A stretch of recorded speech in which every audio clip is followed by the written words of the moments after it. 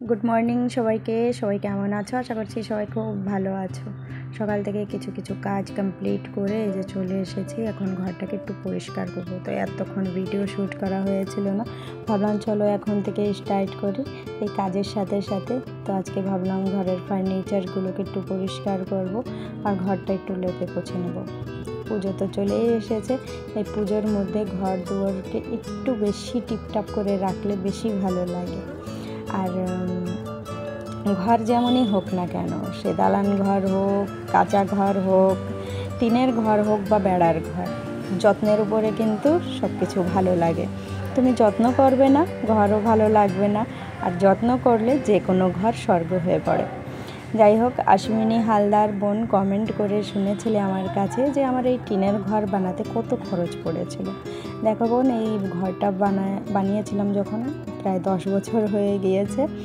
আর তখন আমার এই পেছনের যে একটা বারান্দা আছে, বারান্দাটা ছিল না। আর টিন মানে যে চালের টিনটা আছে, এই টিনটা কিনতে হয়নি, বাকি সমস্ত কিছু খরচ করে প্রায় 50-এর কাছাকাছি পৌঁছে গিয়েছিল তখন। এখন তো হয়তো আরও খরচা হবে, তাই ভাবলাম যে ওখানে কমেন্টে রিপ্লাই না দিয়ে আমি তোমাকে একটা ভিডিওতে বলে দেবো, তাহলে ভালো হবে। আমার এই টিনের ঘরটা বেশ বড় সড়ো আছে, ঘরের মধ্যে যেমন জায়গা, 2 বারান্দাতেও কিন্তু বড় খাট রাখা যায়, এতটা বড় বড় বারান্দা আছে।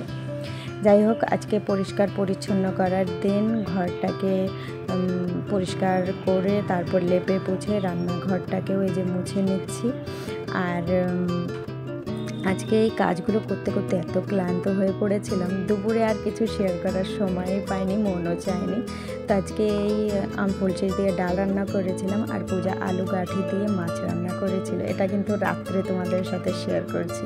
খাওয়া দাওয়ার 8 ঘন্টার পরে যে গ্রিন টি খেয়ে নিচ্ছি।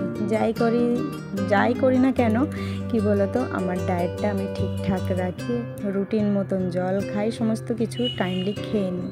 তো চলো, আজকের ভিডিওটা কেমন লাগলো সবাই জানিও। ফিরে দেখা হবে নেক্সট ভিডিওতে।